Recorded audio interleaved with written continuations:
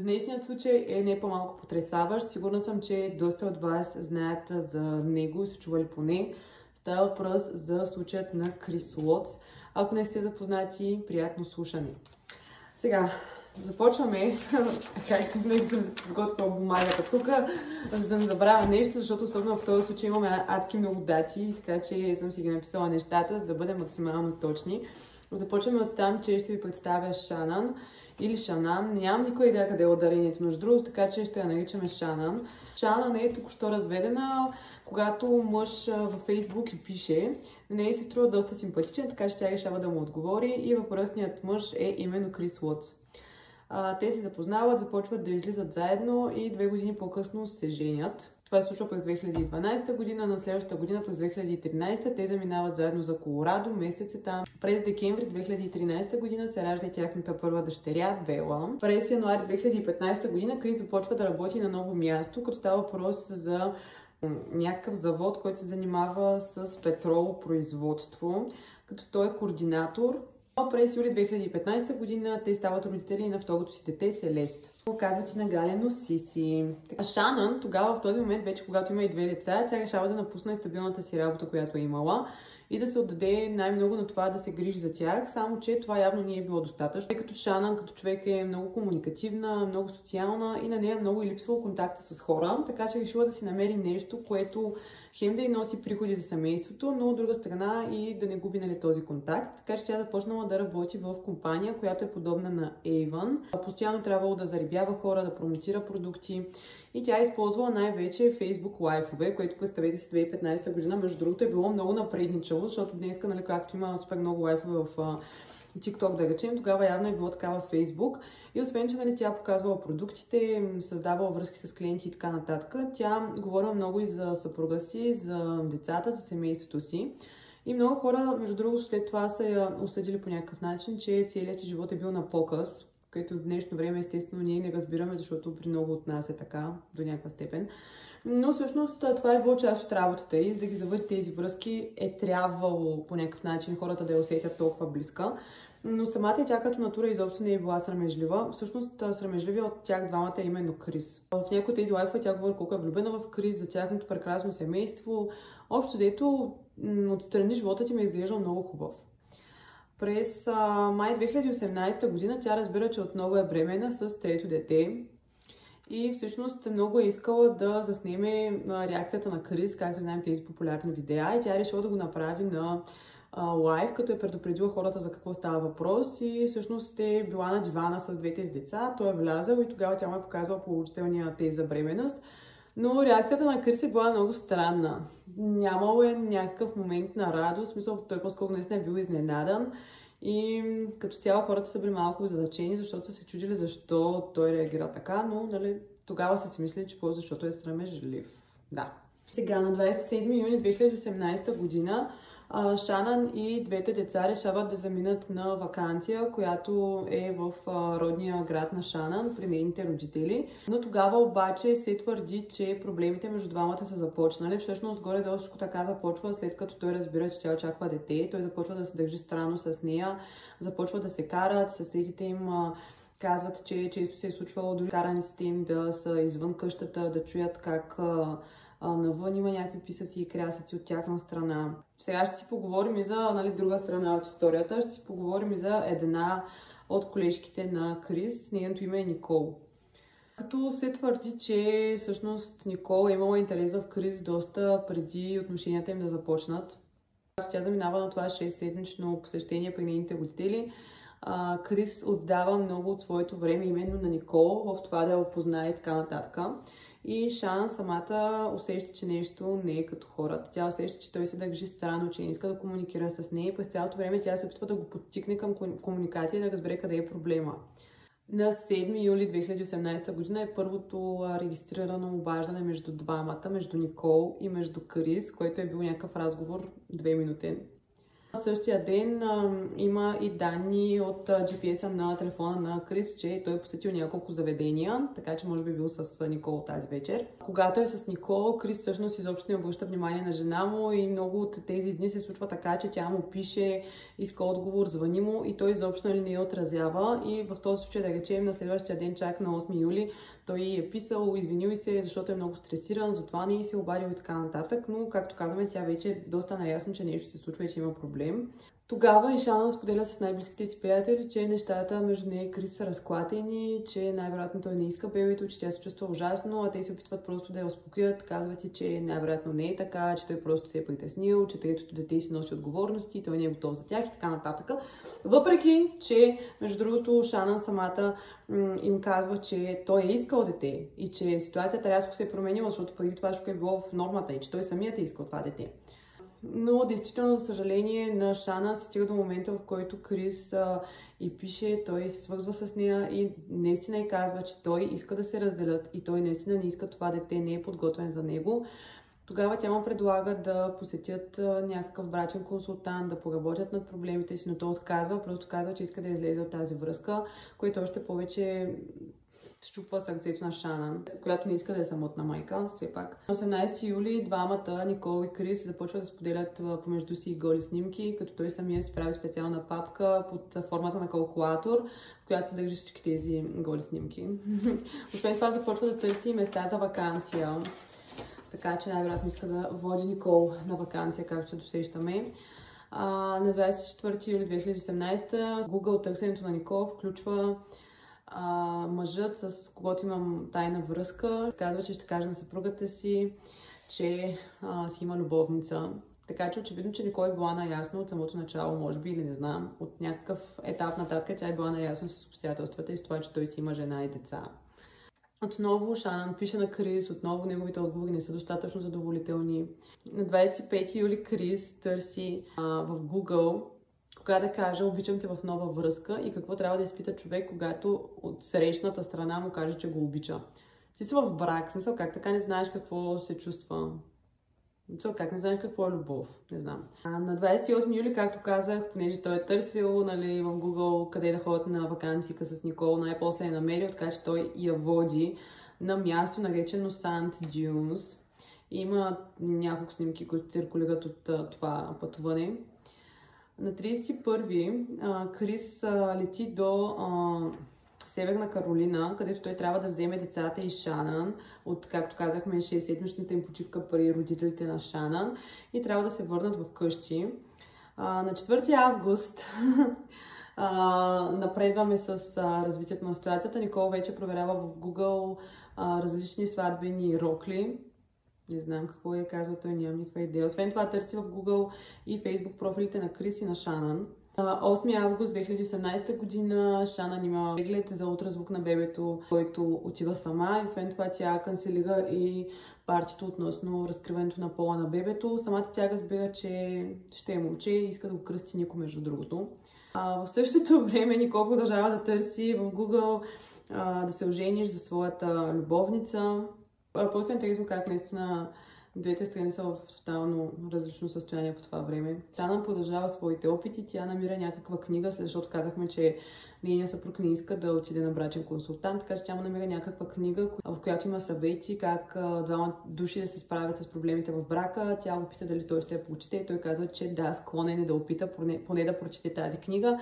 И Шанън така се радва до някаква степен, че той не иска да опита. Но... На 9 август 2018 година Шанън и нейна много добра приятелка, която между другото също се казва Никол, заминават за конференция, отново работна конференция, на която ще присъстват няколко дни, на която, нали, Шанън също споделя така някои от своите опасения с тази своя приятелка. Тук сега има едно странно нещо, което се случва. По това време Криси изпраща една много странна снимка. На детето е завито през глава с одеяло и се виждат само двата крака, които изглеждат така по странен начин. Не знам, в смисъл ще видите снимката, но да, хората си казват след това, че това е може би било някакво предупреждение от страна на Крис. На 10 август 2018 година Крис моли съседа си да каже на дъщеря си да гледа неговите деца, тъй като той трябва да отиде спешно на някакъв бейсболен матч, Което не е така естествено, той просто искал да се види с неговата любовница, но нали, трябва някакво оправдание да има. На 11 август 2012 година, тук така вече Google Search на Никол става малко притеснителен. Няма как нали, да цитирам точно какъв е бил той, но нали, разбирате, тя е искала да се подготви за някакви изключителни забавления с Крис. YouTube малко така санкционира езика, ако е определен, така че няма как да си позволя да кажа. Предполагам, че ме разбрахте. Момичето има така по-развинтена фантазия, така да го кажем, както и да е. На 13 август Шанан и нейната приятелка пристигат на летището, прибират се в къщи, т.е. така че тя закарва Шанан до къщата, където живеят с Крис в 1:48 вечерта.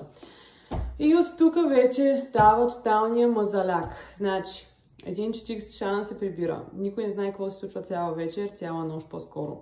В 5:30 имаме видео от тяхната камера, която е на гаража. И се вижда вече в този час как Крис излиза от къщата и се отправя към колата, работната му кола, който е такова като миниван, някакво по-голямо. И той иска да вкара този миниван в гаража. Но принципно това никога почти не го е правил, защото Шанан предпочитала тази кола да седи отвънка, но този път той го прави, вкарва колата в гаража и след това прави 3 курса от къщата към гаража, като се вижда, че носи някакви турби, които вкарва в гаража, след което се отпрашва с него на някъде, без да се знае на къде.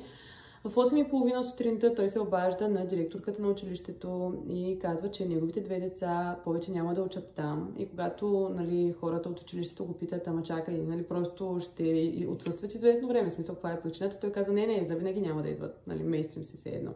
Тогава обаче приятелката на Шанан се включва, тъй като тя е много притеснена, пише сутринта на Шанан, тя не отговаря и тъй като тя вече знае, че Шанан има много притеснения, свързани с своя брак, решава директно да отиде на място заедно с сина си и да разбере какво се случва. Тогава обаче камерата, за която ви казах, тя я засича и праща кадри на Крис. Мисъл, нали, тази технология, където камерата ти изпраща снимки, може да провериш какво става. Така че Крис разбира, че нали, има някой, който е отпред. И те се чуват. И Крис казва, че тя е тръгнала с колата на някъде, с децата ги е взела, че се учише там на някаква площадка и че нали, я няма вкъщи, но Шанан вижда, че гаража всъщност е пълен и колата на нейната приятелка е там. И тя знае, че няма как тя да е тръгнала без колата, без столчетата, ясно е, че просто има нещо. Тогава тя заплашва Крис, че ще се обади на полицията. Той казва със сигурност да не го прави, че трябва да си тръгне, че прекалява. Но все пак Шанан като една добра приятелка.